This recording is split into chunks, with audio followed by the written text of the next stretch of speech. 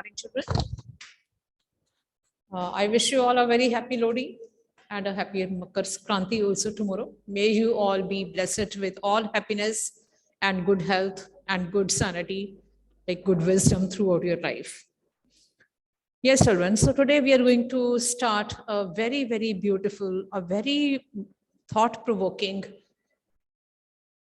and insight-forming chapter on the face of it, written by Suzanne Hill. So before we start the chapter, we must discuss in brief about what this chapter is overall about. If first, before telling you like what this theme is, I'll tell you the story in brief first.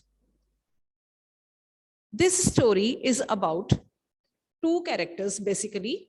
One is a boy named Derry, about 13 or 14 years of age. Okay. Then there is an old man, Mr. Lamb. His name is Lamb, Mr. Lamb.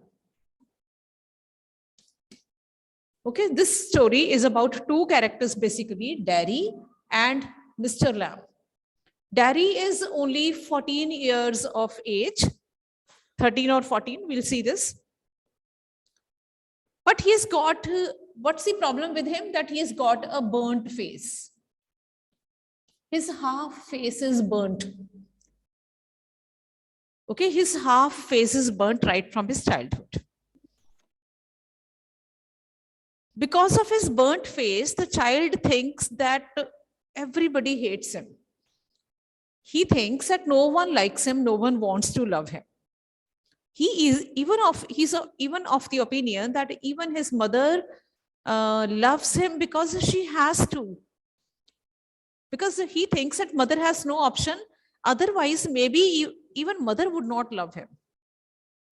So the basic problem with the Derry is that he thinks that everybody hates him, and eventually, and moreover, he thinks that the moment somebody looks at him, the person hates him and wants to talk only about his face. He thinks that people have nothing to know about him. They only want to know like how he got his face burnt and all. You can say that Derry is obsessed with his burnt face. Half face is burnt. And because of this thing, he has, alienated himself from others. He doesn't befriend anyone. He doesn't talk to anyone. He doesn't go to anyone and interact with anyone. He doesn't interact with anyone, doesn't talk to anyone, doesn't become a friend with anyone, because he thinks that everybody is only concerned about his face. That's it. He thinks that people are scared of his ugliness. He thinks this. Basically, children, I guess you people might have been able to make out that Derry otherwise is a perfectly normal boy. He is otherwise a very hale and hearty boy. He could have been hale and hearty, yes. The only thing is that he is mentally sick. He is emotionally imbalanced. He's not been able to keep his sanity. He's not able to keep the mind's poise because of his obsession about his looks. He thinks that he is very ugly and people would not like him. So in a way, you can say that Derry has got inferiority complex. What is inferiority complex? When you consider yourself too low. If inferiority complex can alienate you, children, superiority complex can also alienate you. Complex of any sort is bad. If you say that, yes, I think like I am the best of all, even that is wrong. Considering yourself being worst is wrong. Considering yourself being the best is equally wrong. Okay, because superiority complex also doesn't let you live peacefully. Inferiority complex doesn't let you live at all. But superiority complex also doesn't let you live peacefully. It takes all peace with it. Because obsession of any sort is not healthy. Being inferior, having inferiority complex or having superiority complex are same. Because these two feelings, this thing, makes you alienated. Alienated means being lonely. When you consider yourself as one person away from or different from the rest of the world, it's being alienation. It's being alienated. So I'm just telling you the story first, like in brief. So here we have a boy named Daddy whose half face is burnt, and because of this, he thinks that people are afraid of his face, so he doesn't befriend anyone. He doesn't talk to anyone. And on the other hand, in the same play, we have got an old man. His name is Mr. Lamb. Mr. Lamb is lame. His one leg was broken during war. Okay, he might have been a soldier. So during the war, his one arm was broken. So he became lame and he got an artificial leg. He got a tin artificial leg. So so with the help of his tin leg, he is able to manage his life perfectly fine. He lives all alone in a big house. Mind it, Daddy lives with his whole family. His parents are there. His family is there, friends are there, but he doesn't talk to anyone. But Mr. Lamb is there who lives all alone. He's old man, all alone, and then he got his leg broken. He's a lame person. But even then, his physical impairment has not made him, alienated, or it has not made him lonely or secluded. Though he is alone, he's actually the one who doesn't live with anyone else. Nobody lives with him. He lives in a very big house. But people call him Lamey Lamb because of his broken leg. But what this Mr. Lamb does, he lives in a big house and he has got a big orchard. He has got a big garden outside. And he's throughout the day, he is busy, number one, with reading of the books. He is busy with the trees. There is an apple garden. There is an apple tree. He climbs up the tree, plucks the apples and takes them down and makes apple jelly or apple tart or apple pie. So he makes so many things out of apple, and then in the garden, he welcomes everybody. Anyone whosoever comes to his garden is welcomed by him, and he even shares those apple pies with the children and all. He's always happy. He's never free. He's never alone. He is even there to share his time and happiness with the bees. For him, even the bees are, a source of music for him. The buzzing bees, that is something he likes to listen to. He likes even to look at the garden, at the trees, at the shrubs, at the herbs, at the grass also. He never ever draws the curtains of his house because he doesn't like the curtains. The windows and doors are never closed in his house. They are always open. And if somebody asks him, like, who is there with him, he has a whole variety of books with him. He's surrounded by thousands of books in the house. So he says that he's never alone. So here we have got two characters. One was Daddy and one is the old man, Mr. Lamb. Both of them, are quite in contrast to each other. Daddy is physically fit, but he's mentally unhinged. He's mentally sick. Old man is physically impaired, but he's mentally healthy. So because of their attitude, change in their attitudes, because Daddy is mentally sick and old man is mentally healthy. So because of this, the old man is able to enjoy his life despite his physical impairment and despite the family with him, despite the lack of family with him. He doesn't have family. He doesn't really have good friends also, but even then he is always happy and is always busy. Derry has family, Derry is physically fit and fine, has no problem, can run, can walk, can listen, can see, can think, can imagine. Means he's perfectly a healthy boy. But what, what has made him become alienated? Just his appearance. The boy who otherwise might have been living a very happy and perfect life is living a life of alienation, is living a life of loneliness, seclusion, and unhappiness and inferiority complex.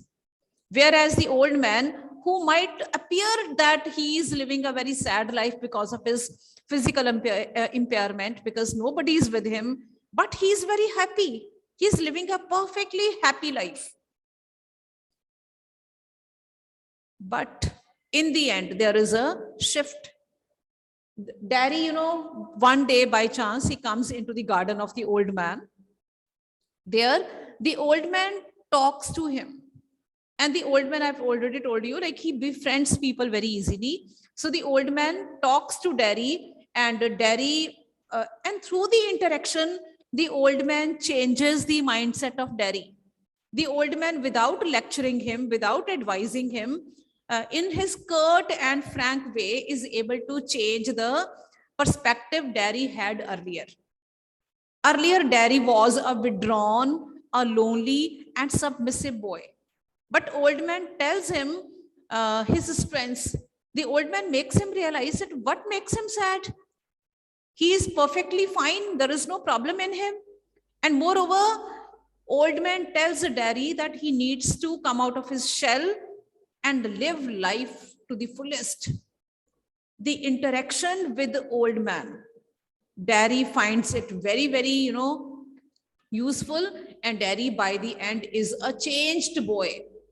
Derry, who never ever wanted to talk to anyone earlier, in the end, he fights with his family. He tells his mother flatly that if he would not go to the old man today, if he will not step out of his shell today, then he will always be enclosed within his own shell, and he will always remain imprisoned in his own complex. So the need is to come out of your shell, to open up and befriend the people and socialize, be happy, and that is what makes your life full. Got it? So in the end, Derry is a changed person. Derry gets transformed from a withdrawn and lonely fellow to an open and happy boy, the one who wants to enjoy life. And the old man in the end dies, and Derry gets a rebirth in the form of a transformed, happy, and healthy boy. Got it? Yes, somewhere in the end of the play, we come to know that the old man, who had always been seen as being happy, as being the one who is enjoying life, somewhere in the end, we come to know that yes, even the old man was not actually happy. He suffered from the pangs of loneliness, from the pangs of unhappiness, because he was all alone. Human company, each and everybody wants. So this old man, Mr. Lamb, he yearns for human company also. But that was not evident. We could not make it out throughout in the play. In the end, we got to know that, yes, even he suffered from loneliness. So on the face of it means that apparently the things are not what they seem to be. Title on the face of it. The things are not the way they seem to be. What appears to be, that is not always right, because appearances are often deceptive. Many a times we people are betrayed by what we see. Okay, what people pose themselves to be as, we feel that those people are like that. But actually, the things are not the way they appear to be. People put their social status as being very happy, posing in front of the parties, enjoying, and we think like they have got a very, very good life. But sometimes the reality happens to be exactly the opposite. in order to fight their intrinsic unhappiness, they pose in front of the social media like what they are. So the point is, things are not the way they appear to be. Don't take the things on their face value.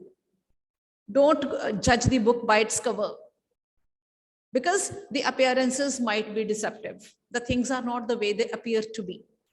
So don't judge the book by its cover. So this is one of the major theme of this play, that the things are often deceptive. Derry seemed to be all alone, unhappy and sad boy. But the reality is that he had many reasons to be happy. Okay, we don't count on blessings. Derry kinds of people. Derry is, if Derry got half burnt face, it means that, and he was bothered only about his half face. He didn't bother about the half face, which was perfectly fine. So here, half burnt face is symbolic of the fact, like we people bother about what we don't have. We don't bother for what we have. We don't count on blessings. We'll always focus on what exactly we don't have, but we ignore the millions of the things which people have got. So the old man who seemed to be very happy. Okay, when you would meet this old man in the play, you'll see like, yeah, he's so happy. He's always happy with his books, with his garden, with bees, with the trees, with the apple and all. But yes, somewhere in the heart of his heart, he is yearning for a human company. He is suffering from the pangs of, loneliness. So things are not what they appear to be. But doesn't mean that we should not be we should always be unhappy. Old man could have been happy. So old man was living a good life. Though he was lonely, he did not have anyone to live with him. But even then, he was able to make his life of worth. He was there for others. He could empathize with others. Derry was the one whom nobody could correct. Derry was the one whom nobody could make happy. But this old man, who himself was not happy, had the ability to transform Derry into a happy boy.